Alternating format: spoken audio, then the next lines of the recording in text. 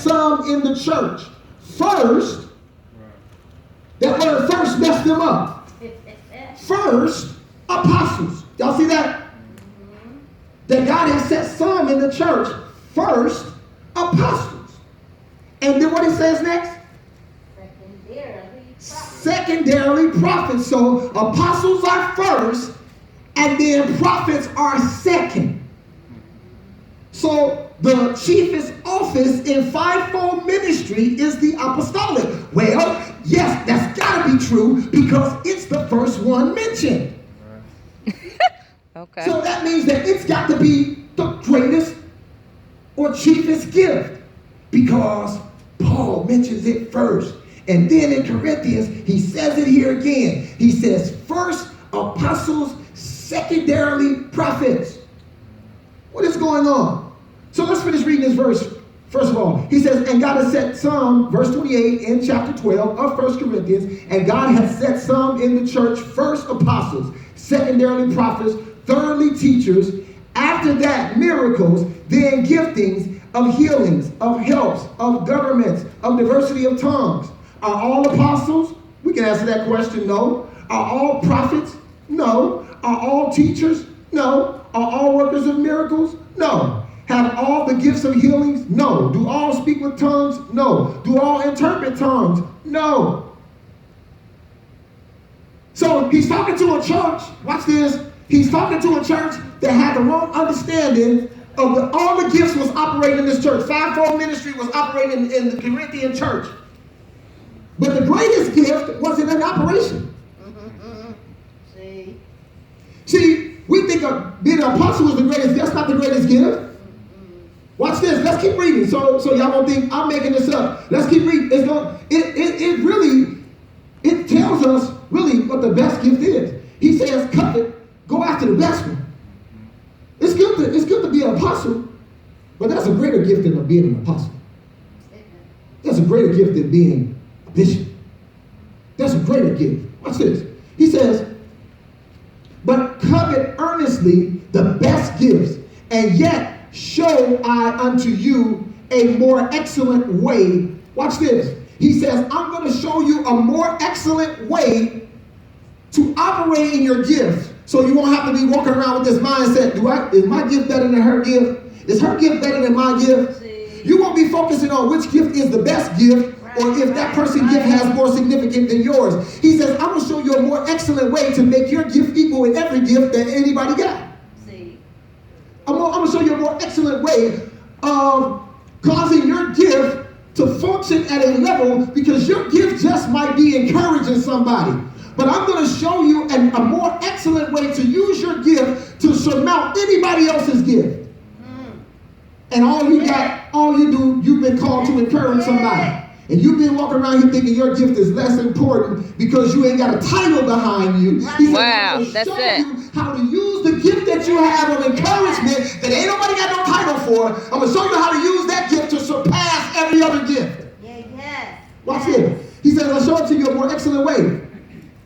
Watch this. Go to verse 13, chapter 13. Though I speak with tongues of men and of angels and have not charity.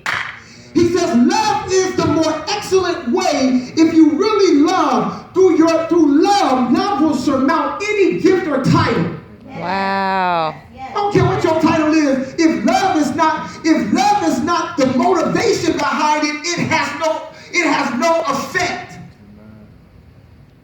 It doesn't get any brownie points with the Lord if love is not motivating whatever gift you're operating in. People are using these gifts, apostles, prophets, and all these gifts now.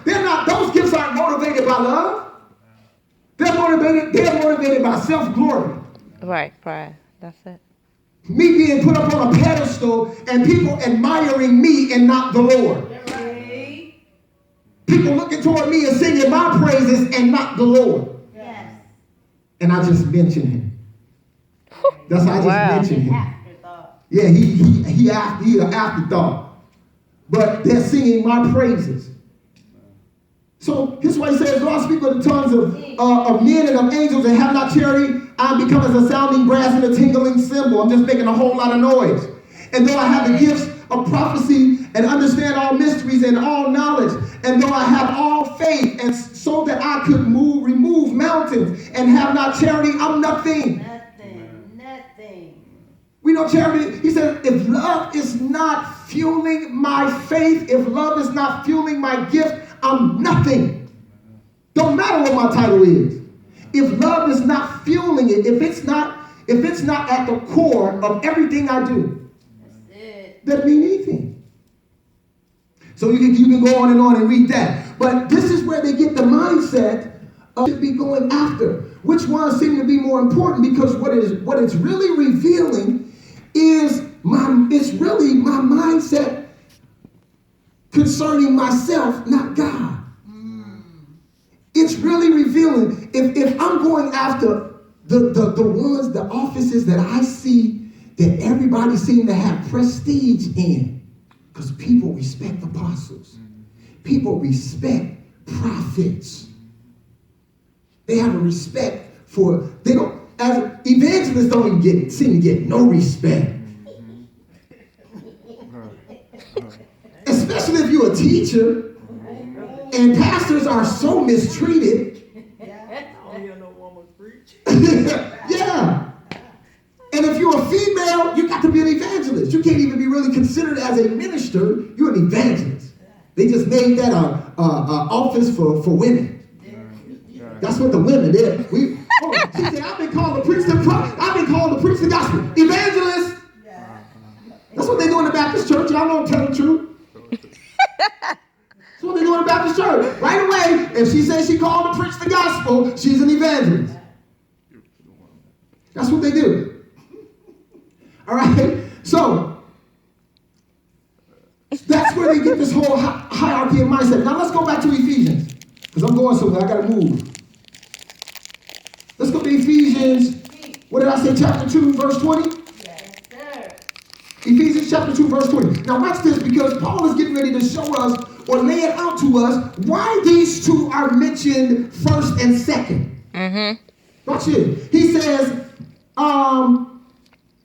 let's go up a couple of verses. Let's go up to verse 16 and we'll read down. He says, and that he might reconcile both unto God in one body by the cross, having slain the enmity thereby, and came and preached peace to you which were afar off, to them that were nigh.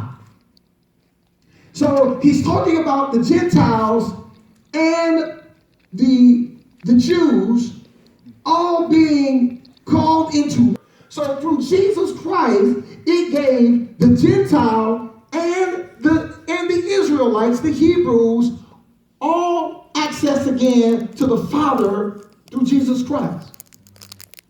Both those that were afar off because they had not the oracles of God, they had not been given they were not the chosen people. God had not chosen them. He had chosen Abraham and his descendants and chosen them, and they were to be a light unto the world. That's what happened when Abraham's descendants began to grow upon the face of the earth. They had the responsibility of representing God and bringing everybody back into one faith, but they failed. And God knew that they would. So the Bible says in the fullness of time, God sent his only begotten son. And through his bloodshed and him dying on the cross, he was able to engraft all of us back in one family, Jews and Gentiles. And Christians are running around here mad with Muslims, and Muslims are running around here mad with Christians, and they all killing each other, and they all Abraham seed. See? They all family. Most people don't even know that. Right. We want to wipe out the Muslims. We want to get rid of them. But they're Abraham's seed. Did y'all know that? That's what the fight is all over. We were promised the land. They the children of his first son. That's right. This belonged to us, not y'all. So that's what it's a holy war. That's really what it is. It's a holy war. So, he says, verse 19, now therefore ye are no more strangers and foreigners, but fellow citizens with the saints and of the household of God. Watch this. and are built upon, this is the verse that I was getting to, and are built upon the foundation of the apostles and prophets. And are built upon the foundation of the apostles and the prophets. Let's read the rest of it, and then I'm going to share this with you. Jesus Christ himself being the chief cornerstone. Now, what is Paul now alluding to? What is he talking about? Because he said you're built upon the foundation of the apostles and prophets. Jesus Christ himself being the chief cornerstone. Watch this. He's saying, when he says first apostles and prophets, he's really laying out the two that became the important gifts to lay the foundation so that every other gift or every other person that comes in the body that has been called can build upon. It has to start, anytime you're going to build a building or a house, it's got to have a foundation. Right. Right. So he's not saying that the apostleship or the prophetic is better than all the rest of them. He's saying these are the two that I chose to build on.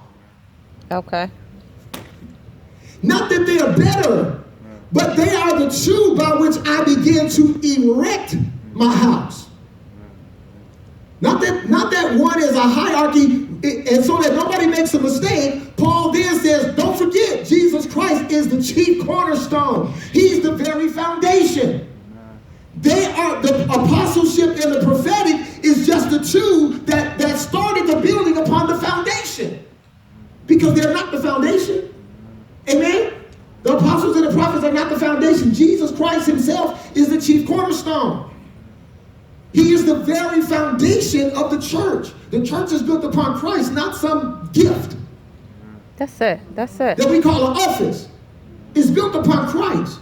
So if any apostle, any prophet, any pastor, teacher, evangelist, if they're not building upon Jesus Christ, what are they building upon? See.